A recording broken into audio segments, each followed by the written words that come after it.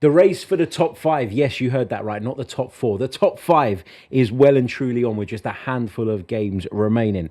But who is going to miss out? Kweku, your side are right in the thick of this. In fifth place, Chelsea. A side that some people early on in the campaign, not you, but some people did tip to win the Premier League. Yeah. What has happened and why has it all gone so wrong? Yeah, I think that Chelsea have got a lot of limelight, or had a lot of limelight over the last couple of years. I don't think we're as bad as everyone says we are, but I don't think we're as good as anyone said that we were either. I think that Chelsea are a team that should be challenging for a place in the Champions League. We got very lucky that the place for the Champions League encompasses 5 teams this year. If it was a top 4, I think we'd just miss out. But in recent weeks, we've turned things around. Obviously, the win against Fulham was massive for Chelsea, those 2 late goals. And then it was a routine win against Everton that Chelsea just needed to get on the board. Those 3 points were vital. And when I look at the run-in, on paper, Chelsea got the most difficult fixtures, right? It's awful. Liverpool at home, then Newcastle away, United at home, and then Forest away. But what I will say is that, lads, go out and do it. It's in your hands. It's in your hands. You win those games, you qualify for the Champions League. And if you go through those games systematically, Liverpool at home, granted, Chelsea are not very good against Liverpool. They've got a poor record against Liverpool in recent years. But they've won the league now.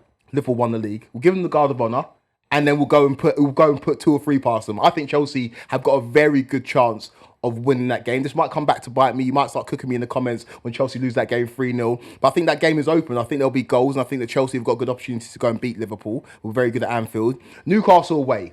This is just me with my fan hat on. There is no evidence to suggest that Chelsea are going to go to St. James's Park and win.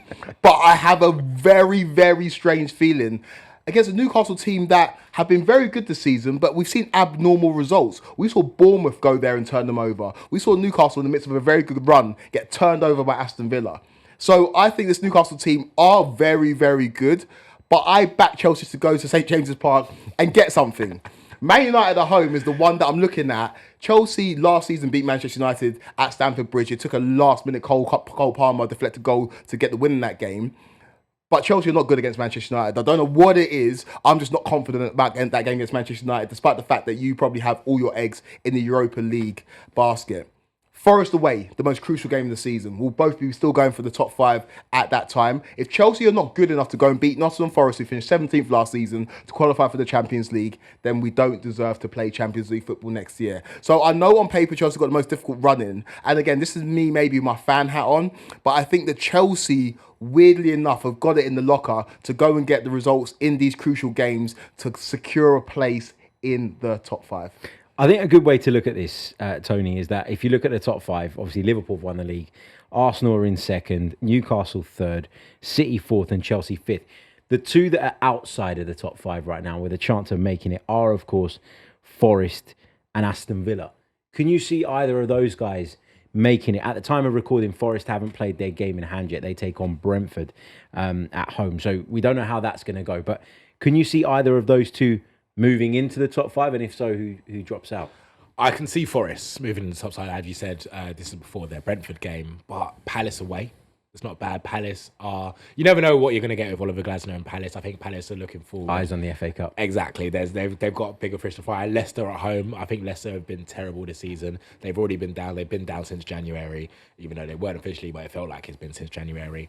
West Ham away, another team that have been terrible under Graham Potter, to be honest. And I've not many people were talking about it, but we'll get onto Graham Potter later. And then Chelsea at home. I think if that was at Stamford Bridge and Nottingham Forest had to go to the Bridge and get something against Chelsea's side, who I think are worse than Nottingham Forest, then fair enough.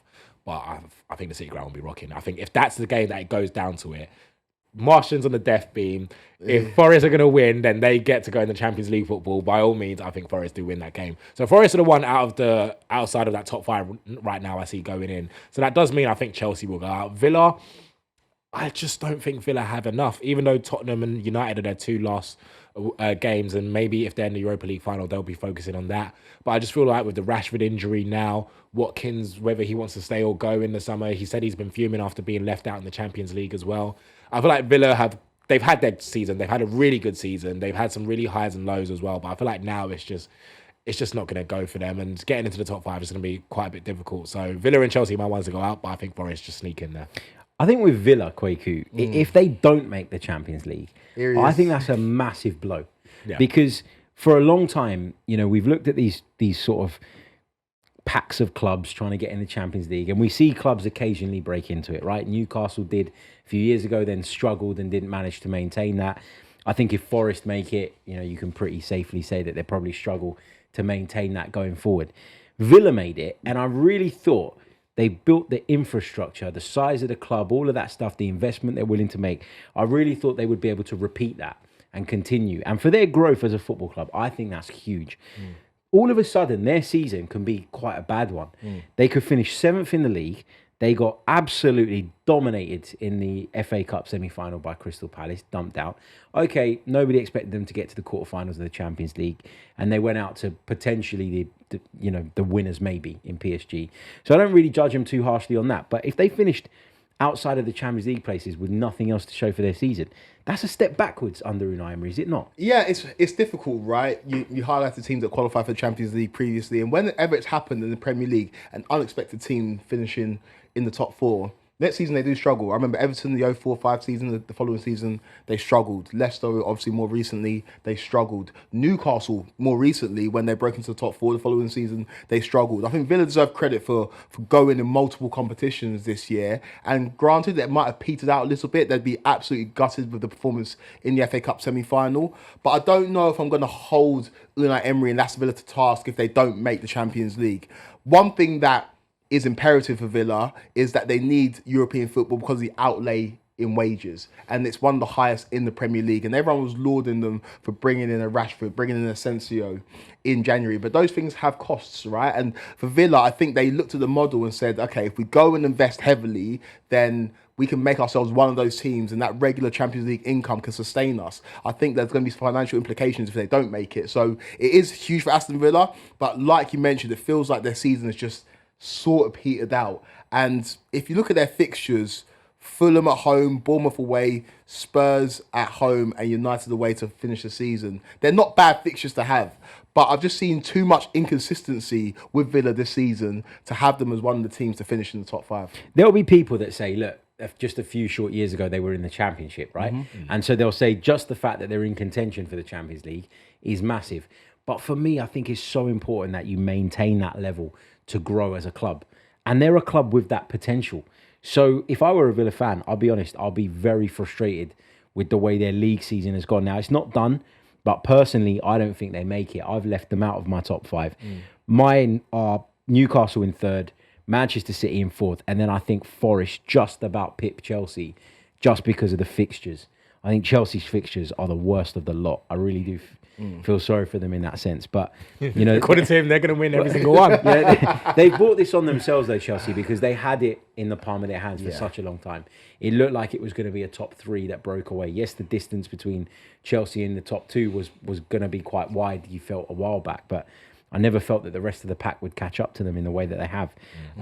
They've lost 8 games, which isn't great. It's not disastrous either, but they've also drawn too many, Chelsea, which has been a problem for them this season. So I'm going to say that Villa miss out and that Chelsea miss out and Forest just sneak in there behind Manchester City. Let's get final predictions. So I think, like I mentioned, I think Chelsea make it. I think City finish 3rd, Newcastle finish 4th, and Chelsea finish 5th. Forest and Villa to miss out. Good luck, mate. Good luck with that one. Yeah, I'm going. I think Newcastle finish 3rd. Yeah, I think Newcastle finish 3rd. I think City finish 4th, and I also think Forest just get the last Champions League spot. I'm going to put another prediction in there. I know we're talking about the race for the top 5. I think City are going to finish 2nd. Ooh, I think there's a chance that City finish 2nd. I think if Arsenal drop points against a Bournemouth side that will be keen to pick up some points outside shot of European football at the weekend, then and Arsenal have got this distraction of the Champions League right now. And even if they go out of the Champions League and don't have a final to look forward to, I think they're going to find it really hard to refocus, given that there's not really anything at stake. They're going to comfortably finish in the Champions League places, but I think they might lose out 2nd place.